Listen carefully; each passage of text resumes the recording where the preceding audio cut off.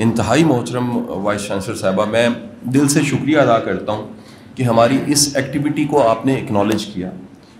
انسان جتنا مرضی مضبوط ہو جائے، اس کا کردار جو ہے وہ فرشتوں کے قریب قریب چلا جائے، اس میں کوئی دوسری رائے نہیں ہے کہ اسے اکنالجمنٹ، تعریف کی ضرورت ہوتی ہے۔ بلکہ سائیکالوجی تو یہاں تک کہتی ہے کہ جس طرح آکسیجن کی ضرورت ہے، اسی طرح اکنالجمنٹ کی بھی ضرورت ہے۔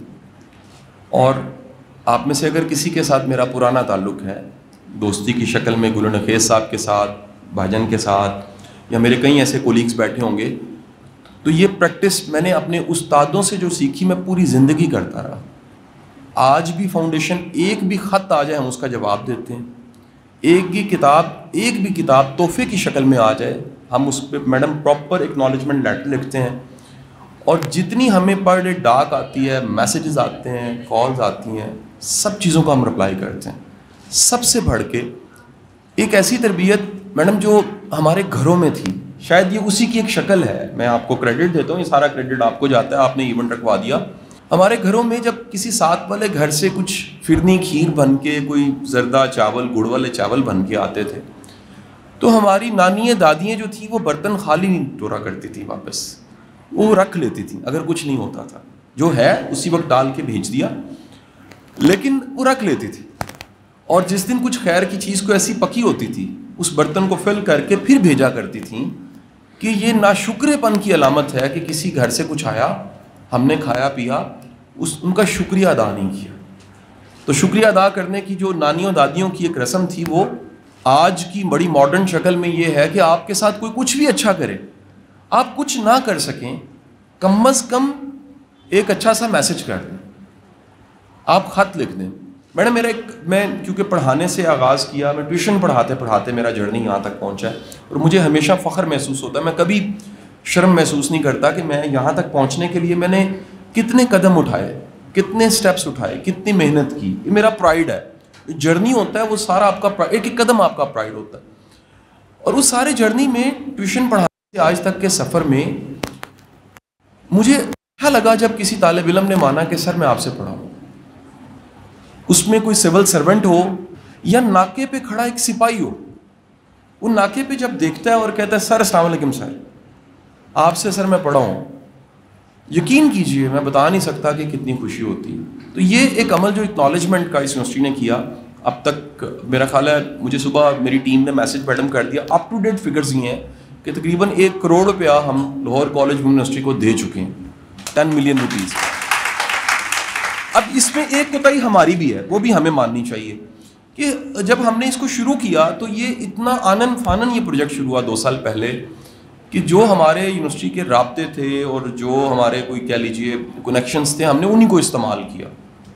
اس میں انور خان صاحب کے ساتھ ہمارا ایک پرانا تعلق ہے یہاں پر، جیسے اور دوستوں کے ساتھ تعلق ہے، کچھ پروفیسرز ہیں ان کے ساتھ تعلق ہے۔ تو ہم نے کہا جی آپ ہمیں لسٹ بھیج دیں، ہم ان قابل بچوں کے انٹرویوز لیتے ہیں، ان کو اسکالرشپ پروگرام میں شروع کر دیتے ہیں۔ اور یہ ٹرانسپیرنٹ سسٹم ہے، اس میں فنڈ ہم یونیورسٹی کو بھی نہیں کرتے، ہم ان بچوں کو بلا کے کوئی لائن میں لگا کے پیسے بھی نہیں دیتے۔ میڈم بریرہ، ہم ان کو ڈائریکٹ ان کے اکاؤنٹ میں پیسے بھیجتے ہیں۔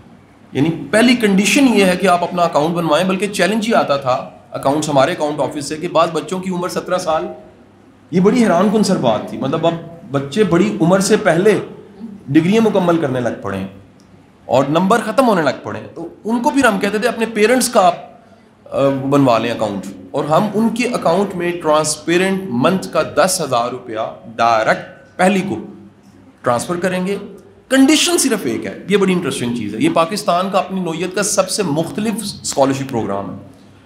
کنڈیشن یہ ہے کہ جو ہماری پہچان ہے قاسم علی شاہ یا قاسم علی شاہ فاؤنڈیشن کی، وہ پہچان ہے موٹیویشن اور گرومنگ۔ آپ کو مہینے کے 2 سیشن اٹینڈ کرنے پڑیں گے، اور انٹرسٹنگ یہ ہے کہ وہ سارے جو 2 سیشن ہیں مہینے کے، وہ میرے سیشنز نہیں ہیں۔ میرا سب سے بڑا چیلنج میری ٹیم کو ہوتا ہے، میں اویلیبل ہی نہیں ہوتا۔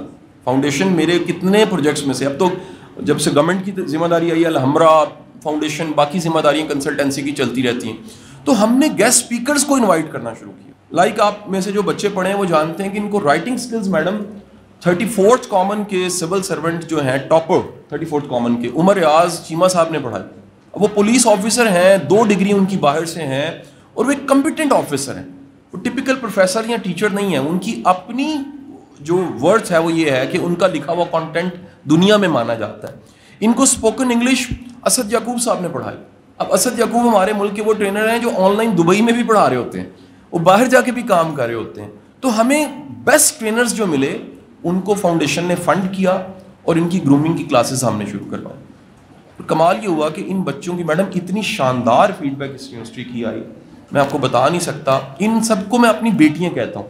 میں بڑا خوش قسمت ہوں, میری بیٹیاں اتنی زیادہ ہیں اور میرے بیٹے اتنے زیادہ ہیں, اور ان کی اتنی شاندار فیڈ بیک رہی, ان کا کمٹمنٹ, ان کی محنت, ان کا ساتھ چلنا. میرے خیال ہے کافی زیادہ میڈم بچے پاس آؤٹ ہو چکے ہیں, 27 پاس آؤٹ ہو چکے ہیں. اور اس وقت کتنے بچے چل رہے ہیں جی؟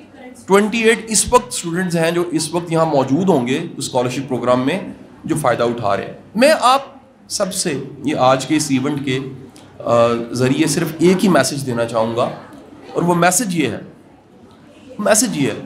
کہ آپ جس طرح سے ایک جو لیڈر ہیں انہوں نے اس روایت کو اپنایا کہ ہمیں اکنالج کرنا چاہیے, ہمیں شکریہ ادا کرنا چاہیے, ہمیں کوئی ایونٹ رکھوانا چاہیے.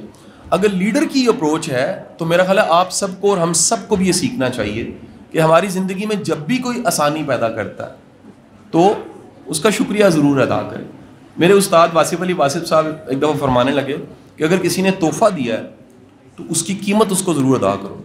کسی نے کہا جی تحفے کی تو قیمت مناسب نہیں لگتا ادا کرنا. آپ نے فرمایا شکریہ اس کی قیمت ہوتی ہے, تھینک یو کرنا اس کی قیمت ہوتی ہے. کیونکہ اگر آپ قدردان ہیں, شکر گزار ہیں اور اکنالج کرتے ہیں, ہوتا کیا ہے اس سوسائٹی کے اچھے لوگوں کو طاقت ملتی ہے, وہ اور اسٹرینتھن ہوتے ہیں. اختتام اس بات کے ساتھ کہ آپ بھی سب اپنی زندگی میں اکنالجمنٹ لے کے آئیے. پھر دیکھیے نیوٹن کی بات ہے جی, ایکشن کا ریئیکشن ہے. نیوٹن کہتا ہے گریوٹی ہوتی ہے, ہمارا پورا یقین ہے 1.5 فٹ سے جمپ نہیں لگائیں گے ہم, انجانی اگر قدم رکھ دیں تو موچ آ جائے گی, اتنا گریوٹی کا پتہ ہے ہمیں. لیکن اللہ کہتا ہے تم شکر ادا کرو میں تمہیں اور دوں گا, شکر ادا کرو. یہ قانون ہے.